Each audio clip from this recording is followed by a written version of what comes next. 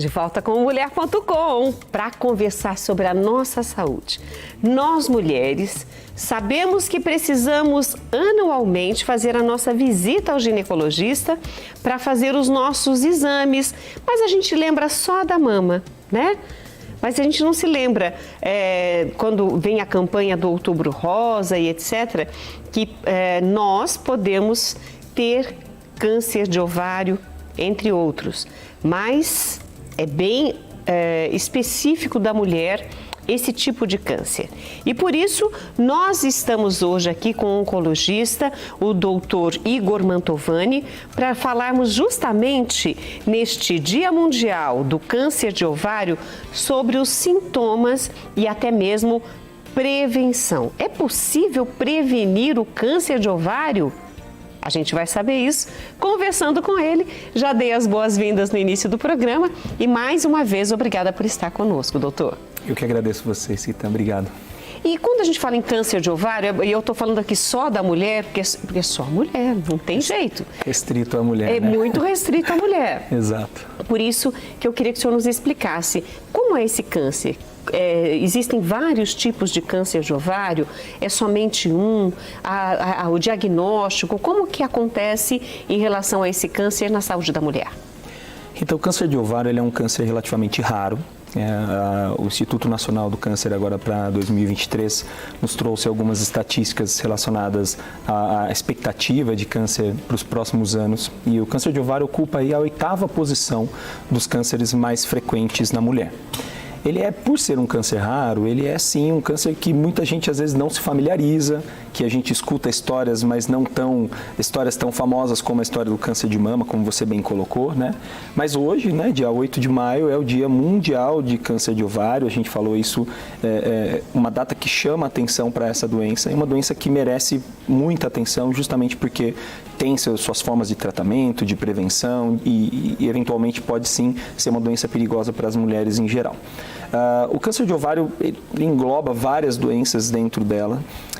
Nós temos vários tipos de células dentro do ovário. O ovário é um órgão extremamente especialista para as mulheres, relacionado à parte reprodutiva, hormonal.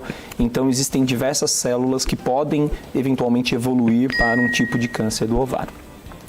Mais comumente, nós temos um subtipo de câncer chamado câncer seroso do ovário, que é o câncer mais frequente, é o tipo de câncer que responde aí por 95%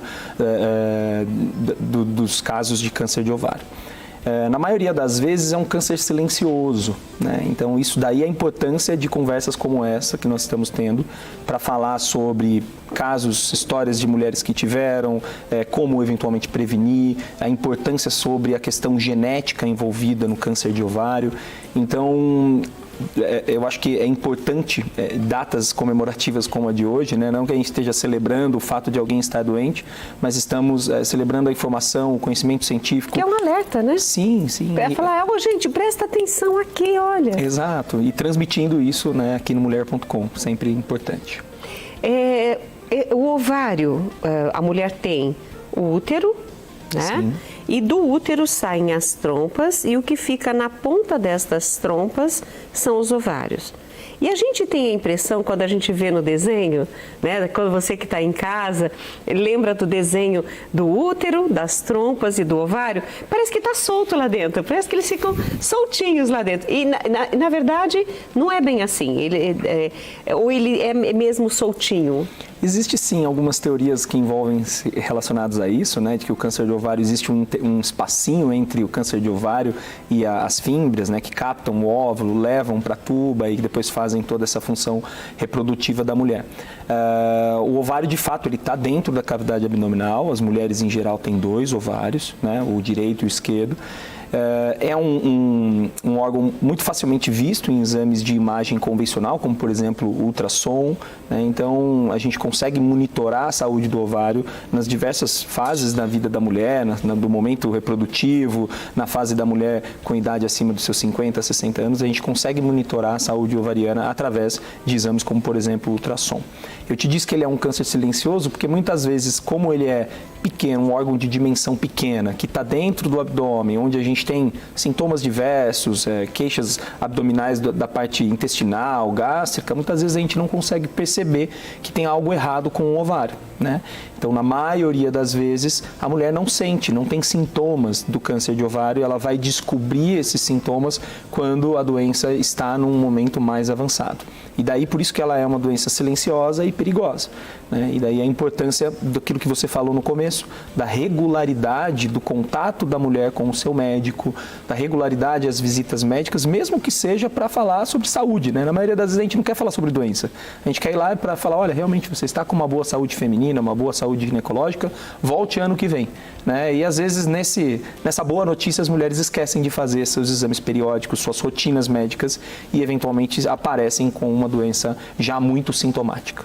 E vale para homens e para mulheres que a ida ao seu médico de confiança, seja para as mulheres o ginecologista ou o urologista para os homens, essa visita regular, pelo menos anualmente, dá para fazer diagnósticos precoces. E outra coisa, é preferível que se vá ao médico e o médico te diga que está bem, como o doutor Igor falou, né? Não, você está bem, só volta o ano que vem, do que você achar que está bem, porque você não está sentindo nada. Eu não estou sentindo nada, estou bem, não preciso de médico, não. Deixa, quando precisar eu vou. E aí, quando chega lá, às vezes a surpresa pode ser muito diferente do que esse vai para casa, você está bem, volte o ano que vem. Esse é o desejo de todos os médicos, acompanhar o paciente para que ele sempre esteja bem. Mas acontecem casos de que essa doença silenciosa não deu, pela falta de ida ao médico, não deu a oportunidade ao médico de descobrir. Doutor, quando a pessoa vai ao médico e esse câncer já está instalado, às vezes um pouco mais avançado, existem tratamentos ou cirurgias ou o que é possível fazer por esta mulher? Perfeito, Rita. Sim, existem tratamentos, né? Felizmente a medicina, a oncologia evoluiu muito. Nós temos hoje formas de tratamentos diversos que envolvem esses pilares que você falou, medicamentos, cirurgias, em alguns casos, radioterapia para tratamento do câncer de ovário. Em geral, as mulheres, é importante a gente, né, passar isso para as nossas telespectadoras. O que elas podem sentir, o que uma mulher com câncer de ovário pode sentir. Então, no início, na maioria das vezes, não há um sintoma específico. E depois, em fases em que a doença já está mais avançada, a mulher pode ter perda de peso, pode ter aumento do volume abdominal, um acúmulo de líquido na barriga, pode perceber que tem algum caroço na barriga, geralmente na parte inferior do abdômen, e isso, na maioria das vezes, motiva ela a procurar o médico. E daí a gente, sim, tem como tratá-la. Obviamente que, como você bem disse, o diagnóstico precoce é o objetivo principal de todo profissional, descobrir doenças no seu estágio precoce, porque assim a gente consegue tratar de maneira menos invasiva, menos agressiva, eventualmente privando as mulheres de tratamentos que assustam, como, por exemplo, a quimioterapia. O câncer de ovário, ele é um câncer muito sensível à quimioterapia. Então, muitas das mulheres que vão se apresentar com essa forma já num contexto avançado, com um aumento de volume de abdômen, com grandes massas abdominais, com tumores ovarianos grandes, em algum momento a gente vai discutir quimioterapia e é uma quimioterapia que tem uma resposta muito grande. Então, por mais que a quimioterapia assuste essas pacientes num primeiro momento, ela sim consegue se beneficiar, eventualmente diminuir o volume do abdômen, diminuir dor, melhorar a sua qualidade de vida e daí seguir adiante para uma eventual cirurgia. A cirurgia, ela é de fato o procedimento que cura as mulheres, não só as mulheres, mas qualquer paciente com câncer. Então, ir lá e retirar a raiz do problema é de fato o tratamento curativo. Então, nós temos hoje cirurgiões especialistas em oncologia pélvica que fazem cirurgias de câncer de ovário muito bem, com tecnologias muito avançadas e que conseguem eliminar a doença na sua totalidade e, enfim, curar a paciente do câncer de ovário. Quando as mulheres vão ao ginecologista e falam, você está com cisto de ovário. Muitas até têm vergonha de perguntar para o seu ginecologista e ficam assim, mas o que será que é cisto? Aí vai para celular, né? Internet. E às vezes ficam até preocupados, porque tem notícia que fala assim, não, quem tem cisto vai se tornar um câncer. Vamos aproveitar a presença do nosso oncologista hoje e perguntar para ele, primeiro, o que é o cisto e ele pode se tornar, sim, algum tipo de câncer? O cisto é uma estrutura benigna que surge ao longo do ciclo do ovário nas suas fases, né, de produção hormonal, de liberação e disponibilidade de óvulos para, eventualmente, para a gestação. Então, o cisto, na maioria das vezes, não vira câncer, nem vai virar câncer. E é muito frequente a mulher fazer um ultrassom, encontrar um cisto, daqui 1, 2 anos ela repetir esse ultrassom e não ter mais esse cisto, porque naquele momento ela está em outra fase hormonal, fisiológica. Então, a resposta é não. Na maioria das vezes, o cisto não vai se transformar em câncer.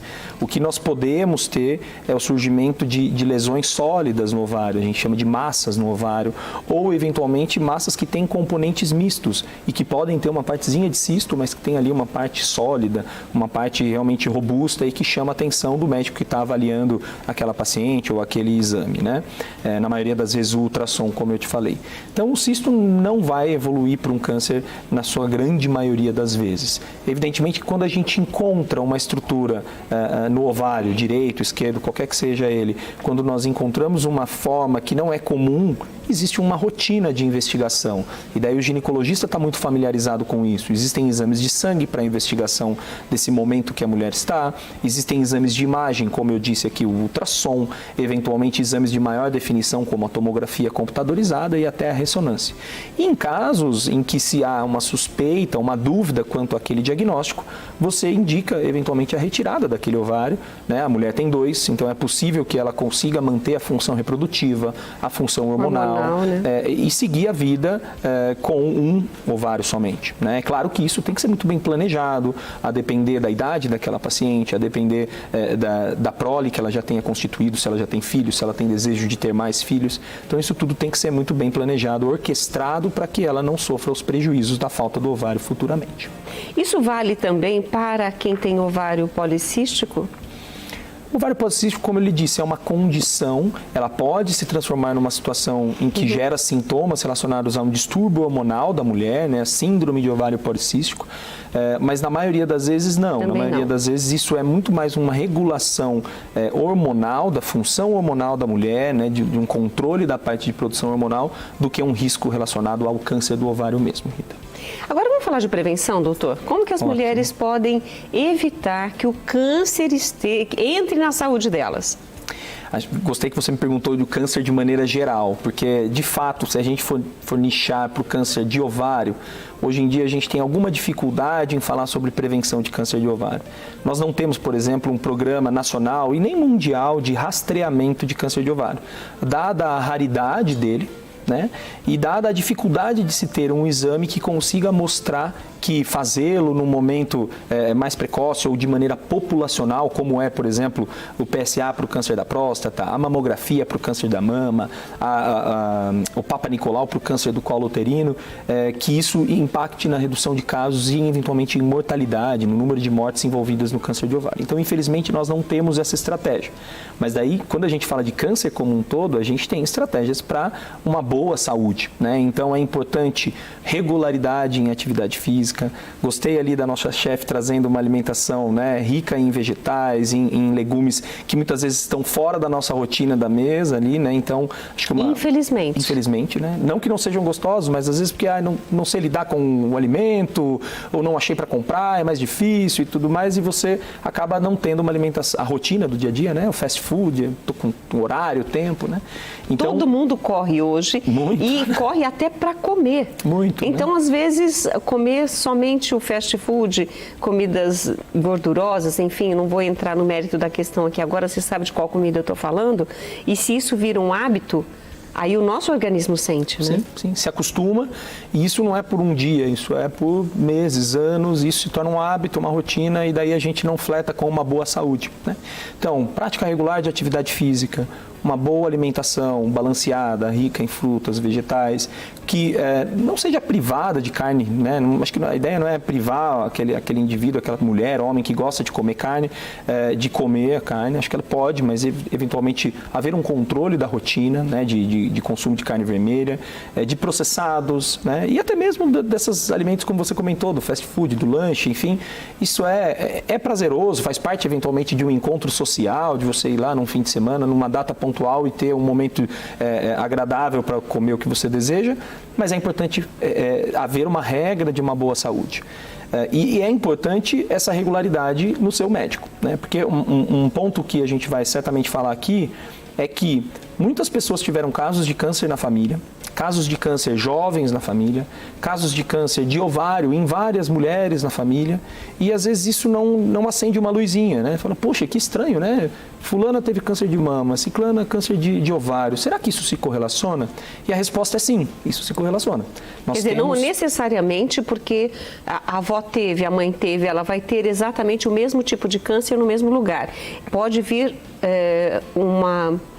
em um lugar, um órgão diferente, um tipo de câncer diferente, mas o histórico de câncer na família já acende uma luzinha de alerta. Exatamente. É isso? A gente pode estar diante de uma família que tenha um risco aumentado de câncer. Hoje existe muito um estudo voltado para a parte de oncogenética, que é a genética envolvida nos tumores, nos cânceres em geral.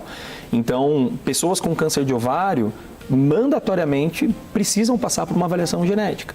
Então, talvez a gente não consiga prevenir com um exame, com um medicamento, a gente consegue com práticas de boa saúde, mas a gente consegue prevenir, eventualmente, encontrando mulheres que estão inseridas num contexto familiar de risco, né? Olha, minha mãe faleceu de câncer de ovário, ela tinha 40 anos, eu tô com 30, 40 e nunca fiz o meu exame, nunca fui ao médico e contei isso para ele, né? O médico que está habituado, o cirurgião oncologista pélvico, o oncologista, o próprio ginecologista geral, ele certamente está habituado com essa informação, que câncer de mama em mulheres jovens, câncer de ovário, o próprio câncer da próstata do homem, eles começam a se conversar, Rita. E existe o que nós chamamos de predisposição familiar ao câncer. Então é importante que a nossa telespectadora tenha a ciência disso, né? Que às vezes a sua história de vida pessoal está tranquila, a sua saúde está bem, mas a história de família é uma história que merece ser contada ao médico. E na maioria dos tipos de cânceres, eles são hereditários, né? A gente tem um percentual de câncer hereditário familiar que gira em torno de 10 a 15%. Eu achei que era maior essa porcentagem. Felizmente, eu diria, né? Que bom, não, é uma boa notícia essa. Mas daí, os outros 85% é sinal que a gente pode intervir de outras maneiras, né? Através de práticas de boa saúde, evitar hábitos que são deletérios, como, por exemplo, o cigarro, o álcool em excesso, né? O sedentarismo, tudo isso que a gente falou aqui. Então, a parte hereditária do câncer, na maioria das vezes, responde por 10 a 15% de todos os tipos de câncer.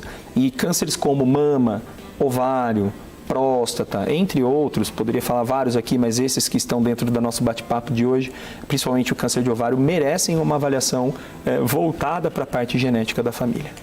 E olha, gente, você viu o que ele falou? Nós falamos aqui, eu falei sobre ir regularmente ao seu médico para fazer a avaliação do estado da sua saúde anualmente, ótimo. Mas eu não sou da área da saúde, é só uma dica mesmo, porque a gente está sempre falando isso. Como jornalista, eu tenho essa obrigação de estar divulgando e lembrando vocês. Mas hoje é o Dia Mundial do Câncer de Ovário, de alerta, de conscientização, de informação sobre o câncer de ovário. E é exatamente isso que o Dr. Igor Mantovani está fazendo aqui hoje. Ele está mostrando para nós que, peraí, faz tempo que eu não vou ao meu ginecologista. A última vez que eu fui foi antes da pandemia. Então está faltando esse retorno, né? Porque se é um câncer assintomático, você pode não sentir nada, né, doutor? Sim. Mas é bom que a pessoa se previna, que a pessoa faça os exames, que se cuide, para que você só fique no ginecologista. Sim. E não tenha que ir ao oncologista para um tratamento mais agressivo, porque tudo foi feito de maneira precoce na verdade, se identificado, o oncologista que acompanha desde o início também esse tipo de câncer, não é isso, doutor? Sim, sim. Eu estou aqui falando não vai ao oncologista, mas tem que ir sim. Não, mas na verdade a gente acaba fazendo parte desse time multidisciplinar, né? Porque veja, a gente falou aqui de um órgão tão importante para as mulheres, né? Não é infrequente a gente estar diante de mulheres jovens, né, com câncer de ovário. E, eventualmente, a gente vai lidar com problemas relacionados a não ter filhos, e você está pensando em mexer no ovário daquela moça, daquela menina.